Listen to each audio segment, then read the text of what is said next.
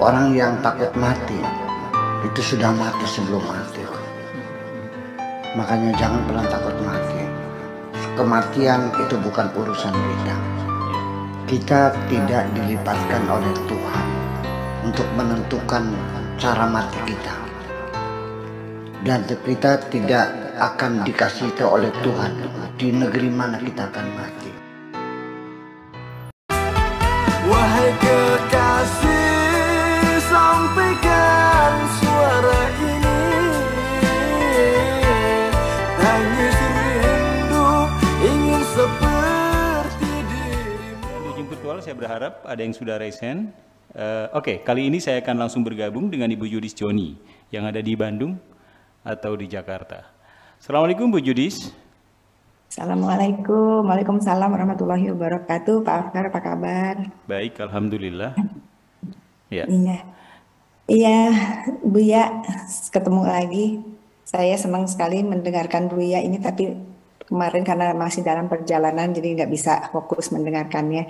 Tapi luar biasa yang hari ini saya dapatkan Buya, ini sangat sangat jelek banget lah gitu. Karena memang ini yang saya cari, ini yang saya sering pertanyakan dan semuanya ada di Buya. Tadi saya mencatat 2 catatan Buya, yaitu ini sederhana sekali dan sering kita dengar, tapi sering juga kita lupakan walaupun ada sederhana. Jadi ciri-cirinya dari yang sudah mengenal Allah tidak hanya ditunjukkan dengan cara orang beribadah saja gitu, tapi bagaimana dia bisa mengimplementasikan dalam perilaku gitu. Itu yang perilaku khususnya mengeluh itu sangat tipis ya Bu ya. Kadang-kadang kita mengeluh, kita merasanya keluhan yang sedikit, ternyata itu sangat luar biasa, itu ternyata komplain terhadap Allah. Itu terima kasih, sangat terima kasih Bu ya, itu tadi ingatkan. Kemudian tadi juga dijelaskan oleh Bapak Profesor, itu juga luar biasa, betul-betul pelajaran yang saya dapat dari Buya ini sangat membantu untuk saya menjalankan kehidupan, karena contoh-contohnya ini contoh-contoh yang sangat konkret untuk melaksanakan kehidupan gitu. Karena yang saya sudah pernah sampaikan ke Buya bahwa saya ini kan ada di 2 alam ya, alam Indonesia dan alam di sini gitu. Di sini tuh sangat banyak tontonan. Dulu saya sering sekali kalau saya di sini, apa benar enggak ya saya gitu. Kalau saya balik ke Indonesia saya juga mikir gitu, apa benar enggak ya saya gitu. Sekarang dengan kajian yang khususnya kalau saya bilangnya ini direct path lah, langsung menuju ke Allahnya gitu. Kita tidak stuck di ritual, walaupun sampai sekarang alhamdulillah Bu ya, ritual tetap saya jalankan. Tapi ketika saya mengenal ilmu ma'rifatullah ini, saya lebih confidence. Itu saya pada saat ini tidak ada terlalu banyak pertanyaan, hanya saya bersyukur dan berterima kasih bulan Ramadan ini betul-betul meramadankan diri saya untuk saya belajar ma'rifatullah dari Buya. Hanya itu aja Buya, terima kasih, dan terima kasih Profesor, tadi penjelasannya sangat mudah sekali dicernanya untuk lebih ke dalam praktek saya sehari-hari menjalankan diri saya sebagai manusia, sebagai makhluk spiritual yang sedang menjadi manusia, lagi belajar jadi manusia. Itu dia, saya justru dengan itu saya sangat menikmati agama pada saat ini. Terima kasih sekali Pak Afkar. Sama-sama. Itu saja Bu ya dari saya. Assalamualaikum. Waalaikumsalam. Saat ini berarti di Jerman ini ya? Oh iya. Di Jerman. Iya, tadi tentang mengenal ciri-ciri Allah. Ciri mengenal Allah itu tidak hanya dalam bentuk ibadah saja, tapi juga bagaimana sikap kita, perilaku kita. Itu juga merupakan bahwa kita memperlihatkan bahwa kita sudah mengenal Tuhan. Bagaimana Bu ya penjelasannya? Iya, jadi konsep ibadah sendiri, kita masuk dalam peribadatan. Sebelum kita masuk, coba kita bangun dulu persepsi, pemahaman tentang ibadah itu seperti apa secara utuh. Jangan ada kegamangan di tengah-tengah. Sebelum kita masuk, kita paham dulu. Kita mau ke Jerman, ya harus tahu Jerman itu di mana. Dikiranya Jerman itu sebelah baratnya Pleret, dikiranya. Jalan Palimanan. Iya ya, itulah banyak sekali orang beranggapan salah. Dikiranya ketika saya di Libya, dikiranya Libya itu dekat dengan Ka'bah, dengan Mekah. Pengen ketemu, ya naik pesawatnya 4 jam dari Libya ke Mekah mah.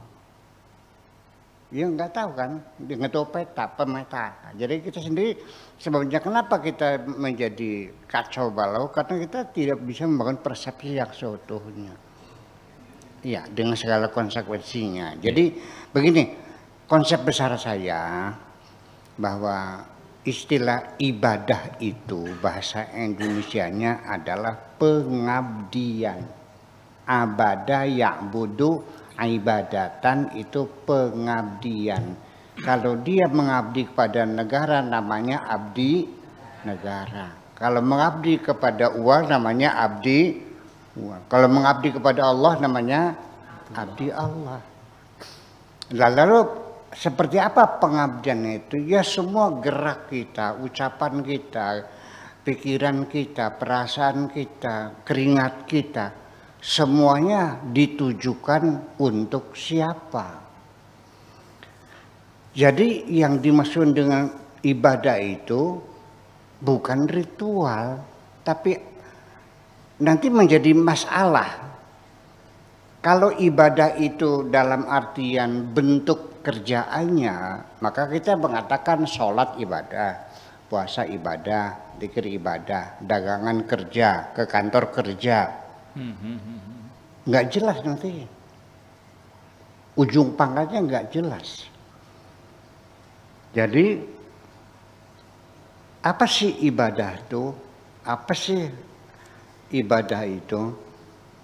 Yang membedakan antara ibadah dan kerja adalah dunungan kita, majikan kita. Yang jadi majikan siapa? Majikanmu siapa? Allah. Maka ketika majikanmu Allah dan semua apa yang kau kerjakan untuk majikanmu, maka apapun yang kau lakukan itu semuanya ibadah. Termasuk kencingnya, beraknya, kentutnya juga itu semuanya ibadah. Tetapi kalau majikanmu bukan Allah, majikanmu adalah jabatan kekuasaan, sekalipun kau bagi-bagi duit, itu bukan sodakoh namanya. Iya. Betul enggak? Jadi sekalipun sholat kamu, haji kamu, kalau majikan kamu bukan Allah, ya bukan ibadah namanya. Itu saja persoalannya. Nah, jadi artinya bahwa saya melihat orang sederhana, tukang macul, tapi saya merasakan ini orang beribadah kepada Tuhannya. Dia menghitung sendiri mana yang halal, mana yang haram. Di tengah dia ngisi bak kamar mandi nenek saya, sedang karena musim panas jadi ngambil air dari sungai, ngisi bak karena sumurnya kering. Di tengah mengisi air itu nenek saya memanggil dia suruh makan nasi goreng. Dia itu makan dulu, nggih wakaji makan. Dia makan nasi goreng. Setelah makan di kamar mandi lagi, diukur lagi, tinggal sekilan lagi, belum penuh kamar mandinya. Dia bilang harus dipenuhi supaya nasi goreng yang saya makan menjadi halal. Dia menghitung kok. Dia bukan kiai, dia buruh tani, tapi dia menghitung sendiri. Kenapa? Semua yang dia lakukan adalah untuk Allah, bukan untuk ini. Begini maksud saya. Di dunia kita punya dunungan, punya majikan, punya bos, punya atasan. Oke, secara birokrasi kita melaksanakan perintah majikan. Tapi semuanya dari presidennya, gubernurnya, bupatinya, punya, camatnya, tukang beca, semuanya adalah ibadullah. Semuanya bekerja kepada Allah. Majikan kita hanya satu, hanya Allah. Jadi kita adalah sama. sebagai hamba Allah. Ini ibadah ini sendiri sesungguhnya punya pandangan filosofis menuju membangun peradaban berdasarkan persatuan dan kesatuan berdasarkan kesetaraan. Ini yang belum banyak dipahami oleh orang. Kalau kita beragama Islam dengan majikan saya baca bilang perdomak, nggak ada urusan dengan kamu. Engkau juga hamba Allah, aku juga hamba Allah, sama kok. Hanya beda posisi saja di dunia. Hebat nggak begitu? Yeah. Nah di situ yang jadi persoalan semacam ini. Jadi nggak ada kita itu mengabdi kepada seseorang, semuanya mengabdi kepada Allah. Hanya formalitasnya dia atasan saya bawahannya, itu saja. Tapi kita sama-sama hamba Allah untuk Allah semuanya. Nah ini hierarki semacam ini dalam bernegara juga mestinya begitu. Seorang gubernur ya bekerja untuk membangun negara ini. Saya sebagai camat ya untuk negara ini. Saya gubernur bupati ya untuk negara ini. Jadi jangan Anda mempermainkan saya untuk kepentingan pribadimu. Ini semua untuk negara. Jadi semuanya kalau tujuannya sama tidak mungkin kita berantem dong. Nah ini yang jadi persoalan bahwa artinya bahwa mengenal Tuhan itu diimplementasikan dalam pengabdiannya bahwa semua apa yang dilakukan adalah untuk Tuhan. Sejauh mana orang yang kenal Tuhan kualitas beribadahnya, ketika saya membantu seseorang yang sedang susah ya karena belum makan atau karena sakit tidak bisa berobat. Kalau saya sudah mengenal Tuhan, maka dipastikan saya tidak akan pernah merasa menghutangi budi kepada orang lain. Dan saya tidak akan pernah menagih kebaikan saya. Dan saya tidak akan pernah merasa bangga telah berbuat baik kepada sesama. Karena semuanya itu, karena uang yang kuberikan kepada orang yang sakit itu adalah uang dari Allah. Yang menggerakkan hatiku membantu dia adalah Allah. Uang yang kuperoleh hasil kerja saya pakai tangan saya buatan Allah. Jadi di mana peran saya dalam melakukan kebaikan itu? Kalau saya sudah kenal Allah, saya akan meyakininya bahwa saya hanya sekedar menyampaikan titipan dari Allah kepada orang yang sedang susah itu. Ketika orang itu berterima kasih, saya katakan Anda salah alamat. Bukan berterima kasih kepadaku, berterima kasihlah kepada Tuhanmu. Sudah sampai ke situ belum, Kang Beno? Lah itu yang persoalannya. Tetapi nanti pada akhirnya kita juga jangan take it for granted karena niat kita sudah baik, seperti terjamin akan dapat pahala, ya, dapat imbalan Tuhan. Pertama, orang yang sudah kenal Tuhan pasti dia tidak akan pernah mengharapkan imbalan apapun. Ya, I do it just because I love you. Kulakukan ini karena aku mencintaimu. Itu yang jadi persoalan. Tetapi ingat lagi, saya ulang lagi supaya jangan lupa. Ini kita lagi cerita niat yang baik, persepsi yang benar. Sebelum kita melakukan sesuatu kita mesti paham dulu karena akan menentukan kualitas. Sampai tidur juga kualitasnya berbeda. Ingat bahwa tidak semua niat baik kita itu mulus sampai akhir.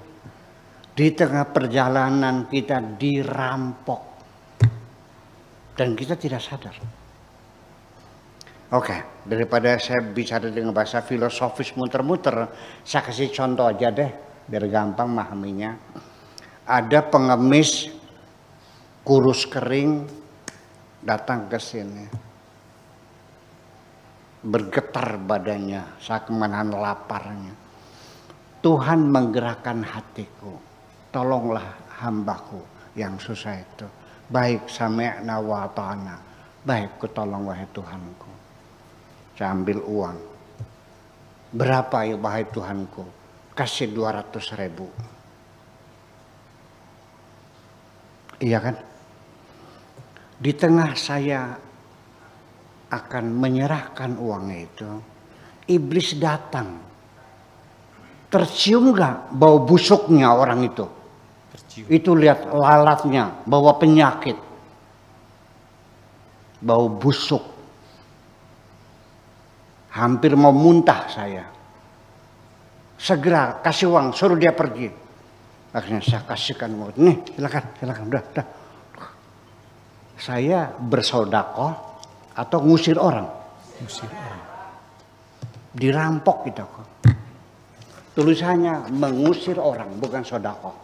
Silakan nanti lihat di kitabmu, kejahatan, mengusir orang. Tidak semudah itu kehidupan ini. Saya juga sering, dan bukan katanya, digoda semacam itu. Karena ada orang lagi susah, ketika saya bantu, kebetulan lagi banyak tamu, saya disuruh oleh iblis, suruh membantu orang itu di depan tamu yang banyak, dihitung satu-satu. Saya mau bantu uang 2 juta. Saya hitung ratusan. 1, 2, 3, 4, 5, 6, 7, 8, 9, 10. Nih juta ya. 1, 2. Lagi pamer pada mereka. Pengennya begitu. Saya katakan, nah iblis, masih cerdas aku daripada kamu ini. Aku paham kok semuanya itu. Kita tiap hari, inna syaitana lakum aduwwum mubin, setiap hari. Setiap hari kita berantem dengan mereka. Kadang-kadang kalah, kadang-kadang menang. Jujur aja deh, saya juga sering kalah kok. Iya. Tapi kan dievaluasi lagi, kan begitu persoalannya. Tidak ada jaminan kita selalu menang. Bersiap-siaplah untuk menang dan bersiap-siaplah untuk kalah dalam kehidupan ini. Tetapi kekalahan itu adalah satu pelajaran penting bagi kamu. Terima kasih. Kasih sampaikan